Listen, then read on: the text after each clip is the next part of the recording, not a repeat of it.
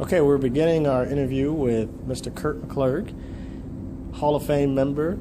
Mr. McClurg, can you tell us how you first got involved with the OATA and if you were a part of the OATA starting? When the OATA started, I had just graduated college, so I was a first-year athletic trainer. It happened to be that the first president, who was Ron Walter, was a very good friend of mine. And I was also with Mike Slough at the time at Findlay High School, who was also in the Hall of Fame. And they both encouraged me to come to the first meeting, and I was at the first meeting of the OATA there in 1984. What is the biggest change you have seen in athletic training? I think that our attention to detail, our progression into the concept of a healthcare professional. Athletic training rooms are no longer a closet in many cases. A number of them have advanced to a point where there are small medical facilities, even in the high school setting. So I think that's been a great leap forward, as well as our research and the individuals that are doing research. Chris Ingersoll, Chet Starkey, all those individuals have done a great deal. Ken Knight have done a great deal to advance our profession, just from a research standpoint, so that we're doing things that are research-based. If you could change one thing in athletic training, what would it be?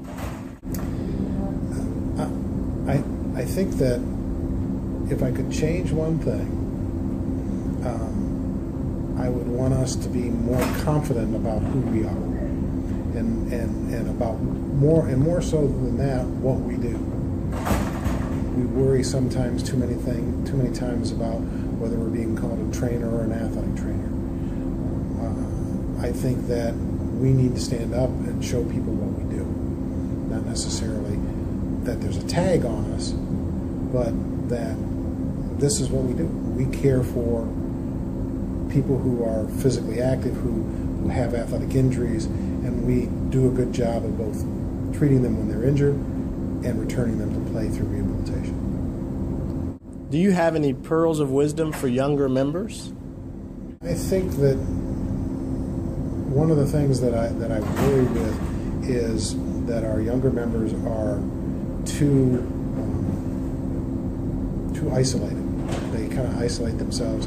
They're very worried, and they're trying to be very professional within where they're at. My concern is that they need to reach out and get back to their profession, either helping at OATA, NATA, GLATA, and keep asking. Don't take no. Sometimes you're going to get no the first time, or people want to get to know them before they say yes. And I think that sticking to it, as I say, is an important thing. You got to stick to it if you're gonna get some things done. And sometimes you get no.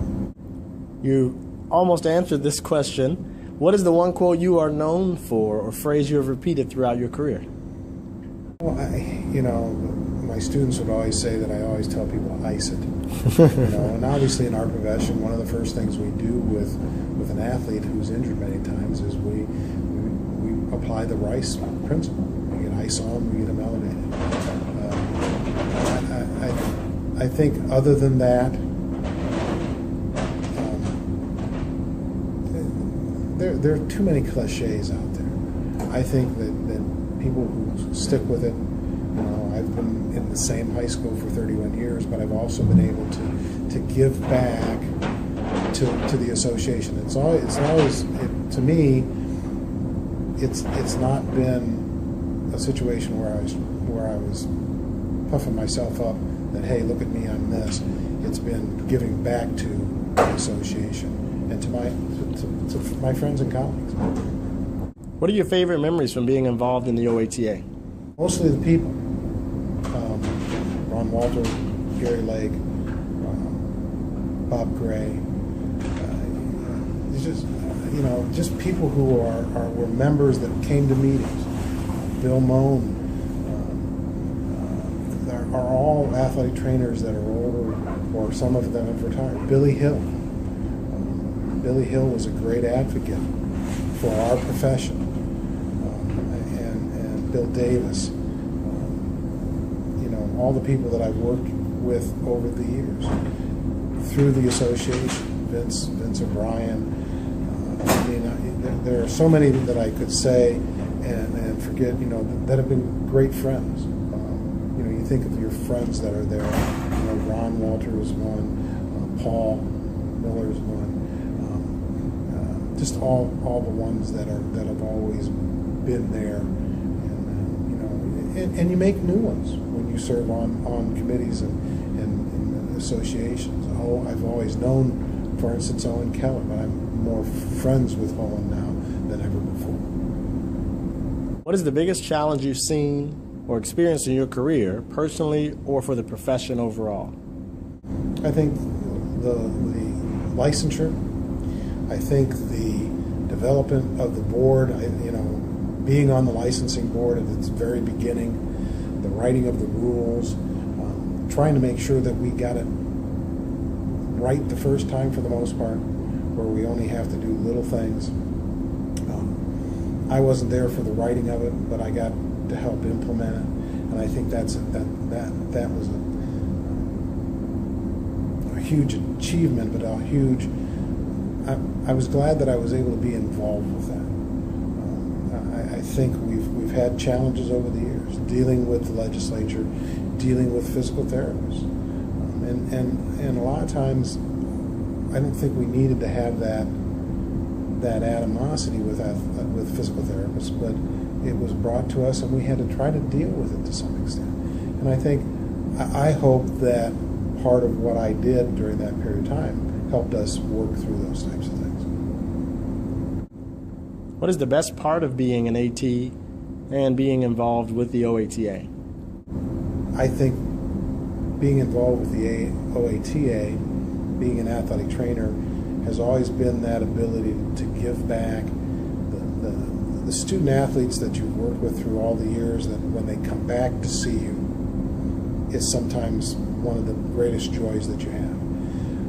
Being around as long as I have, both as a member of the association and in different positions in the association, seeing your friends, having that time with your colleagues,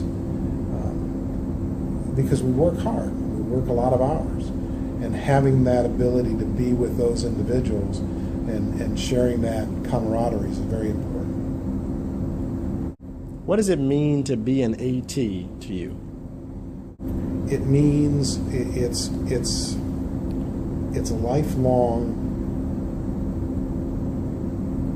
advocacy for student athletes.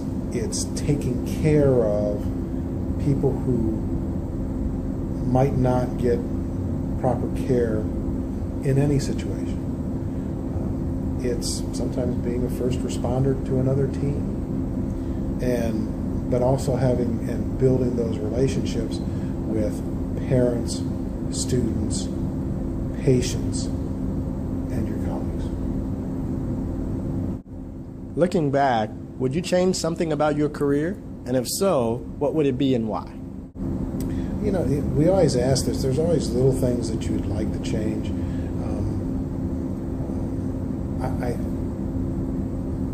I think probably I would have educationally got my master's sooner.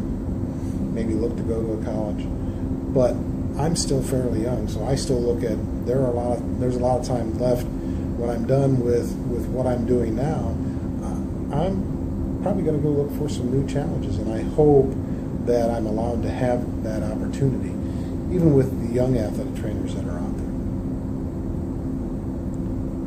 Were you an author, creator, or inventor of something? If so, what is it and how did it come about? Author, creator, no. The closest thing that I probably came to was working on the rules for our licensing law. I've spoken quite a bit. I've done a number of things like that. But to be honest with you, that was probably one of the most challenging. But it was also one of the most rewarding because I was working with very good people. That they were all on that first board with us. So, working with Mark Doty, Bill Davis, Lucian Wright, who was the public member at the time, Laura Rubicic, all those people. We spent a lot of time in Columbus working on those rules, and then Paul Miller came on. I mean, just all those people were great to work with, and we wrote a number of things. So.